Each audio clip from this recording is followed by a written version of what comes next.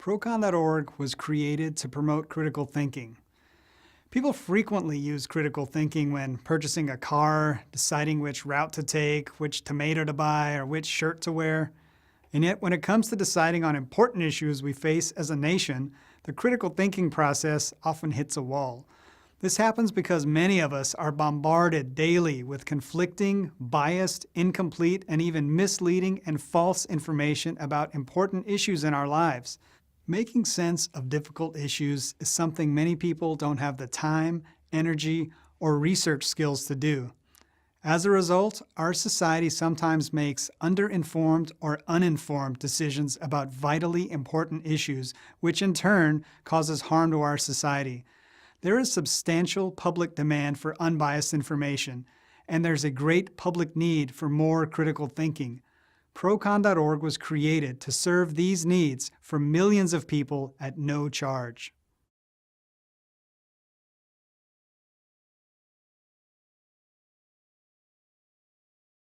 We want to take our mission of promoting critical thinking, education, and informed citizenship and expand it into as many schools and minds as possible. We want our free, high-quality, nonpartisan research to help people learn other points of view on important social issues and make better decisions about them in order to help build a more rational and peaceful world. What we need to get there is more high-level exposure, more schools using Procon.org, more people reading from our website, more funding from diverse sources, and a director of development to help us achieve our financial aims.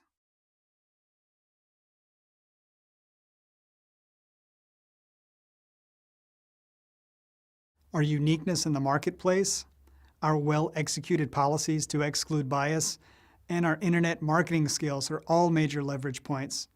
Procon.org invests thousands of hours researching important public issues only to give away its work in order to promote critical thinking. For-profit media usually don't have time or resources to do such in-depth exploration of issues. Their news stories may contain 3 or 4 sources, while a Procon.org website usually contains hundreds of sources. We offer more breadth and depth on issues than many, if not all, government entities, educational organizations, and think tanks. Whereas some news outlets have a known bias or have to sensationalize or spin news in order to sell it, Procon.org by policy has no bias, and our topics are presented in a straightforward, neutral manner. Thanks to our internet marketing skills, we're now among the most visited websites in the country for the following subjects: the death penalty, medical marijuana, euthanasia, prostitution, and the Israeli-Palestinian conflict, as well as controversial issues, debate topics, and dozens more.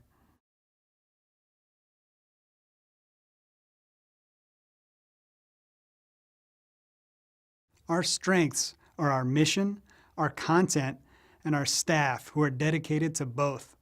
Our mission drives the organization, and executing its straightforward goal of promoting critical thinking, education, and informed citizenship gives us a competitive advantage. We have over 40 topics with 1,200 pro-con questions and over 8,000 responses from 6,500 relevant, high-level sources, each with their own biography that we've built. Our staff regularly comes from the country's best schools like Harvard, Columbia, NYU, UCLA, and Berkeley, and from the most impressive research institutions like RAND, CNN, and federal government agencies.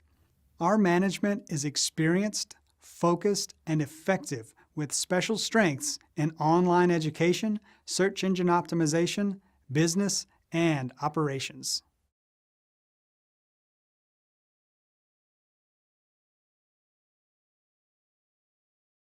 We have 2 primary metrics: traffic on our website and the number of schools using Procon.org.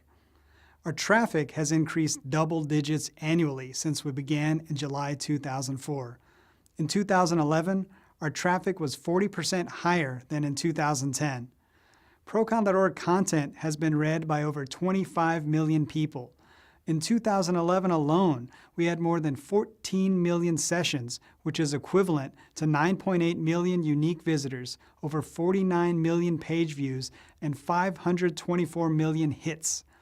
For every dollar spent by Procon.org, over 16 people get a free education on our websites. Teachers and librarians in over 2,500 schools in all 50 states have used Procon.org in their instructional materials. Approximately half of the schools using Procon.org are high schools, while 30% are colleges and universities, and 20% are elementary and middle schools. In about 5 new schools each day, teachers start using Procon.org.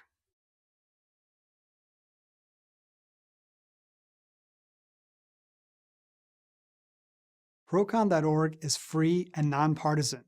These are benefits that are often overlooked.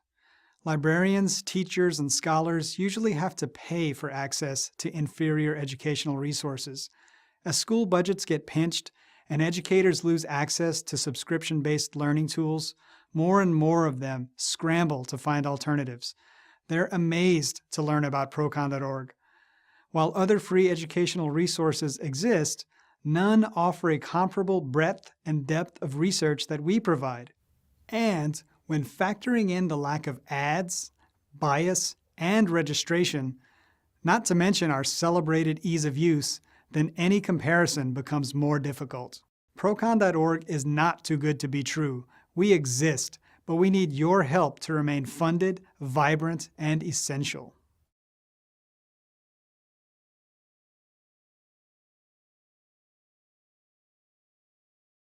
In June 2011, a division of the American Library Association selected Procon.org as one of the top 25 free reference websites of 2011. We were award winners along with TED, WikiLeaks, and UNESCO. In July 2011, Procon.org was honored in the U.S. House of Representatives when Democratic Congressman Rob Andrews said our, quote, unbiased and truthful presentation makes a tremendous contribution to the political system. Fox News and FactCheck have also called Procon.org unbiased. Our websites have been referenced over 450 times by the media and cited dozens of times by numerous international and U.S. state governments. The Library of Congress archived Procon.org in 2008 for having materials of historical importance to the Congress and to the American people. 2 state superintendents of public instruction have recommended using Procon.org, as have the chairman of NPR, the former president of the American Association of School Librarians, and many other VIPs. Plus, one of our greatest accomplishments is that our nonpartisan research has reached over 25 million people.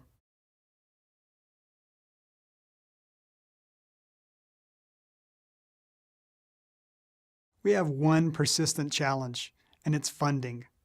Despite our millions of readers, we only have a few hundred donors. This funding challenge exists in part because our core audience of teachers, librarians, and students doesn't typically have deep pockets to support large-scale charitable giving. We've tried on-site advertising, and it yielded less than $1 per day and put annoying, irrelevant ads on the website, so we stopped them. Then we tried targeted sponsorships, but given the time and energy to secure the few relevant interested sponsors we found, we concluded that this model of fundraising was not sustainable. We simply need more financial support to keep Procon.org going and growing as our founder lessens his annual financial commitment in order to let Procon.org stand on its own 2 feet so it can move ahead for decades to come.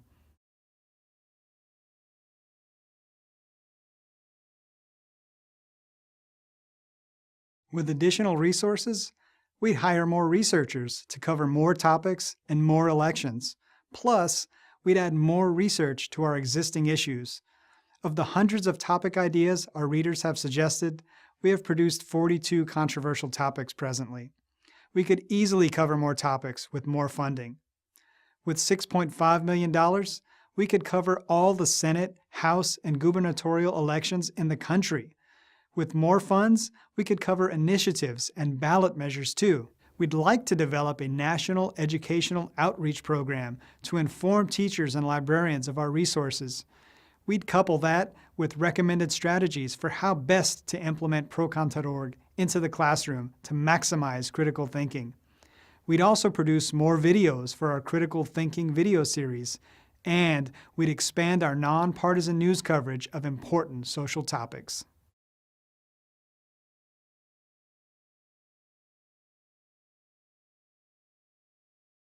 To increase our breadth, we could take our pro-con approach to students by having in-class seminars, to teachers, either in person or through web-based teacher training sessions, and to community groups via discussion topics and partnerships.